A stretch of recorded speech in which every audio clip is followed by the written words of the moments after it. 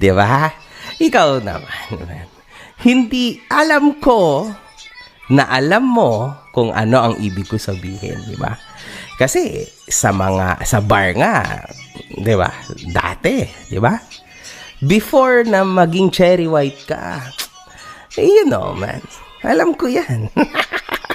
Before na ganyan yung itsura mo, may mga picture na actually you look dope before, even before. Okay ka rin naman dati, but you know, sobrang layo na ng itsura mo sa ngayon kaysa sa dati. Marami ako ditong nakalap. Ayoko lang sirain yung love team nyo. But so it's okay, man. Pero I hope you know, I hope you understand na kapag dumating yung panahon na yon, hindi ko hahayaan